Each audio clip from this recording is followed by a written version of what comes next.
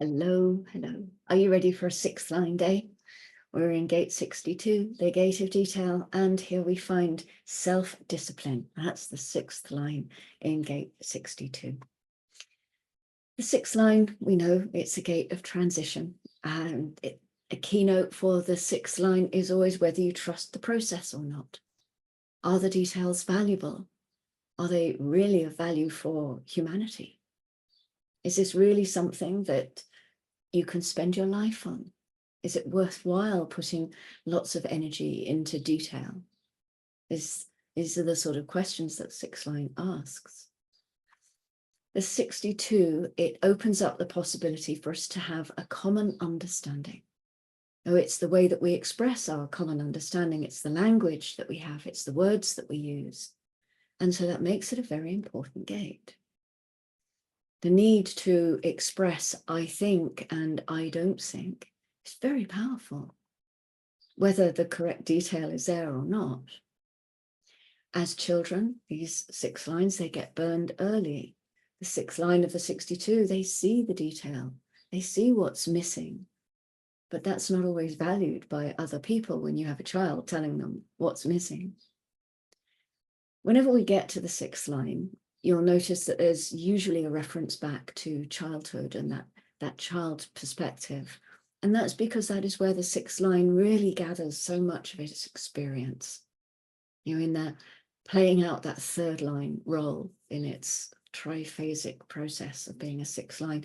Ra says that usually by the time the sixth line gets to around 18, they're kind of done with it, but it can go as late as 25.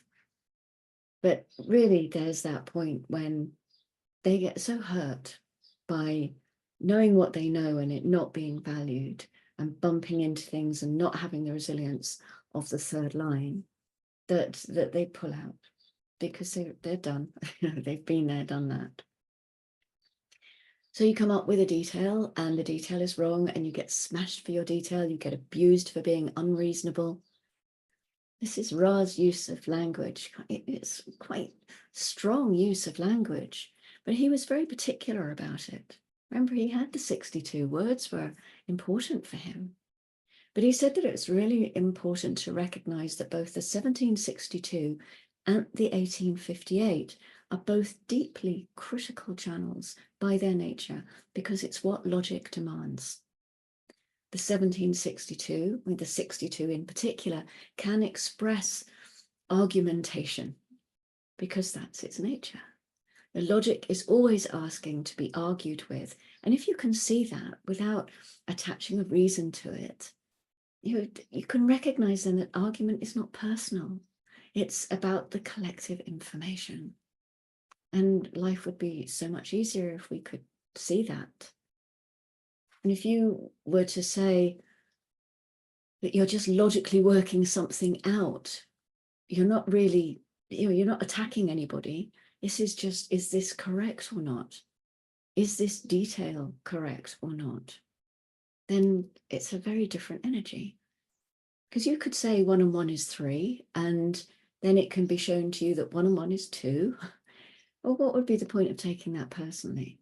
It's just a logical result, a logical argument, conclusion. So there's no point being emotional about it and saying, yeah, but I want it to be 3, and if it's not 3, then life is over. Because it's not really going to do you any good. So the moment that we stop taking these two channels personally, then there can be more peace in the collective, because these are essential ingredients. And we need to accept that logic has to be challenged. You know, we just need to we just come to peace with that, I guess is the thing, isn't it? It has to be challenged. We need to accept that each time we say, I think, there's going to be somebody who has a right to say, oh, I don't actually think you know what you're talking about.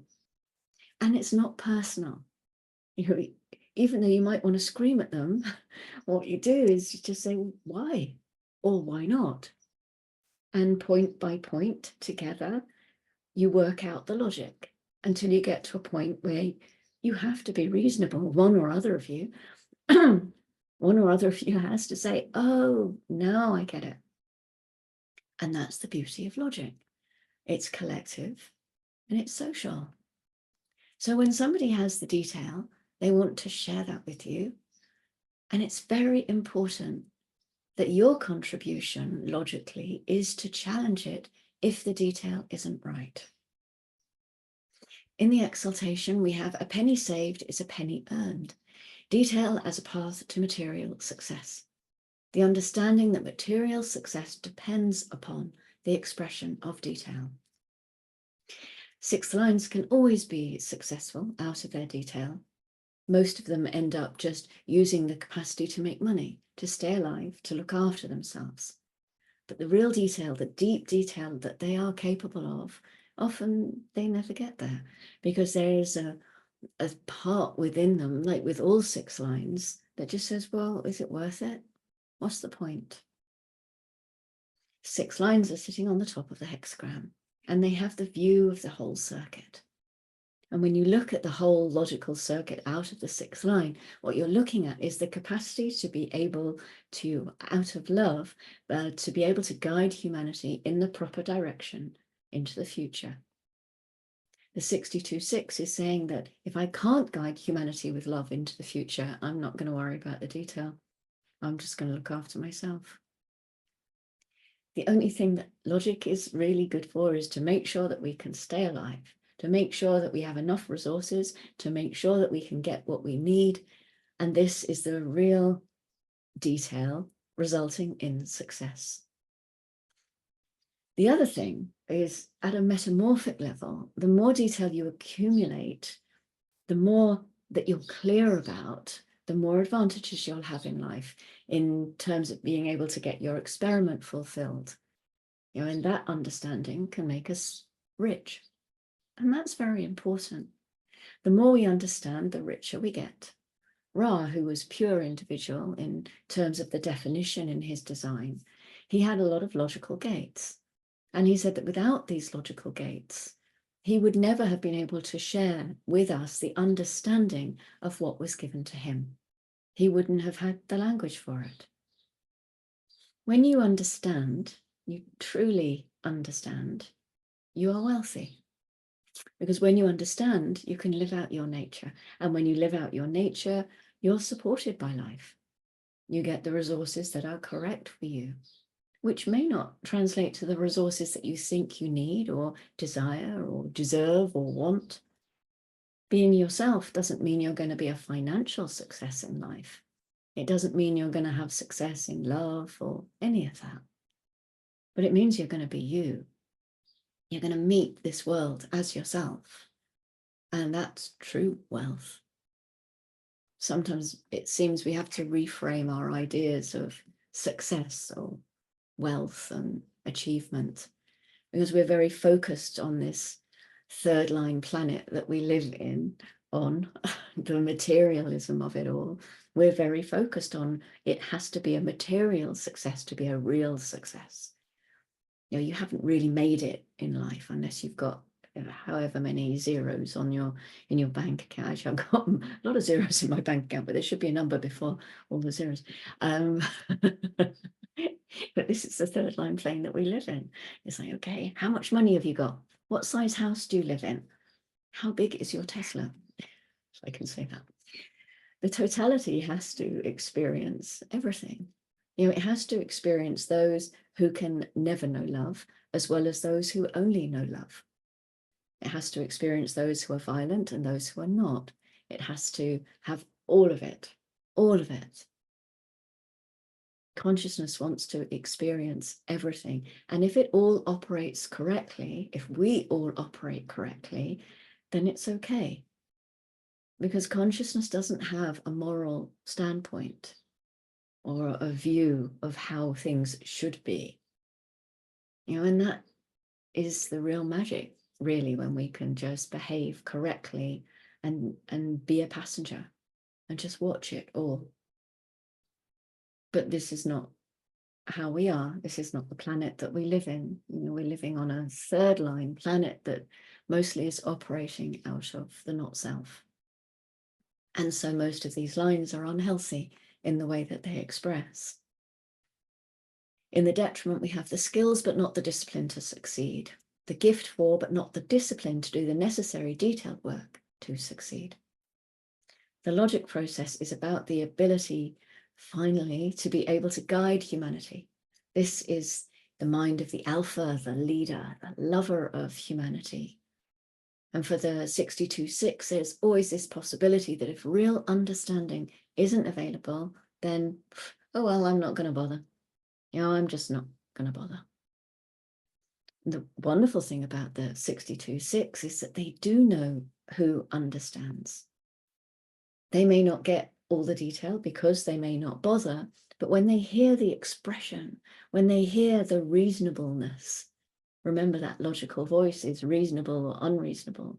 When they hear the reasonableness in the voice, they can immediately sense whether or not that logic is correct, and they can help guide others. Do you think he really understands? Or do you think she really knows what she's talking about? And the 6-9 say, yeah, I do. And that carries enormous value for us as a collective. So if you look at your design and you have a 6th line in a gate, this is a place where you have expertise. This is a potential in your life, something you can really know about, be really wise about. And of course, it's something that can ultimately be of value to you. So it's really worth taking note of where you have this 6th line perspective. And this being the top of the hexagram now, it means we have a new gate tomorrow. So the 62 and its detail and its expression is leading magically over to the 56. And the 56 does exactly the same job as the 62. It just does it on the abstract side. And it's the mirror. So it's another throat gate. It's one of those, if you were to fold the body graph in half, the 62 and the 56 would meet. The 61-6 grounding here is called appeal. Appeal. This line, it's the profound attunement to the collective that can lure the public to a truth. To be able to appeal to others when you're sharing details, when you're expressing details. This is a good support to have. This is a good grounding.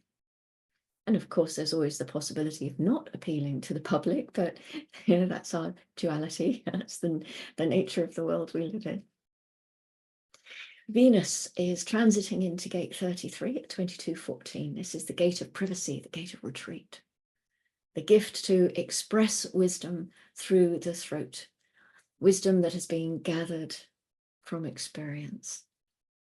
There's a strong need for privacy, enjoying time to contemplate and to ponder the lessons that have been learned and the secrets that have been told. So if you felt like it, then this is something you could reflect on. Do you value these times when Venus transits into things like gate 33? When she brings the energy of privacy, of retreat? Is this of value to you? Is this something you find beautiful or not? Have you looked at where Venus is in your own design and looked at the values that you have around whatever that gate is?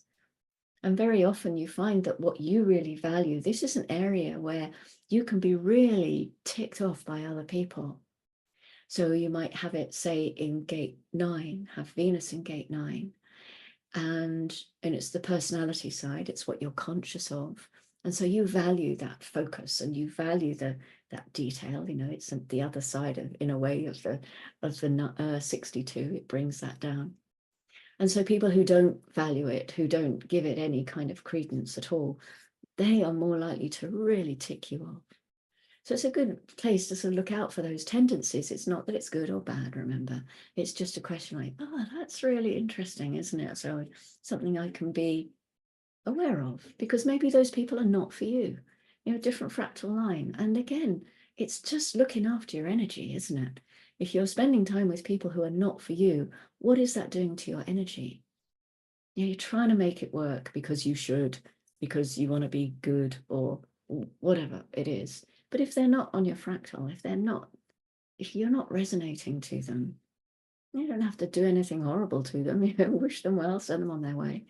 But look after your energy. All of these things that we have are guides to taking care of our energy, because if we've got no energy, then we've got no life. And energy fuels the form, it fuels the design. This is the form, and this is what we're here for.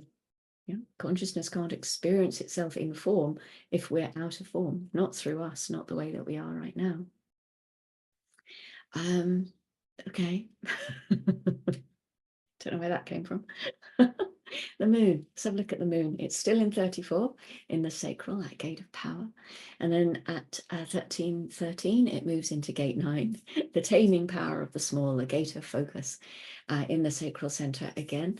It's that other side of the set of the detail, the gate 62. And this is where the potential can again be fulfilled through, what's it fulfilled through? Anybody know? It's detailed attention to pertinent aspects. It's a format energy. So this is something where we look for the potential for depression, and keep an eye for that. If there's nothing to focus on, there can be a deep. Also focusing on something that's not correct for you can bring that depression too. Gate 5 is next at 2338. This is the gate of waiting, the gate of fixed patterns. Also in the sacral, this is a fundamental attunement to natural rhythms, waiting as an active state of awareness. And this is a gate that has a very deep need for fixed rhythms, for particular daily rituals and habits. Staying within your own unique habits and patterns, such as scheduling your own meal times and your free time, your exercise, that kind of thing. This can ensure your well-being and your overall health. And again, it as a sacral gate, it takes care of your energy. Go away, pigeon. It's like the dogs. I can't remember who it was now. It might have been someone like Eddie Izzard was doing a whole thing about dogs, and say how they walk along, all of a sudden they go, pigeon, and it's well, they do squirrel. Actually, the dogs go squirrel, especially if you've got a pointer. I do it with pigeons. Okay, I'm done. Focus has gone. Focus has left the building. I have got 2 gates of focus. You'd never necessarily know it. That's me. Have a great day, and thank you for joining me. We are in this 56, gate 56 tomorrow, so we'll move into a bit of storytelling tomorrow. Until then, go gently.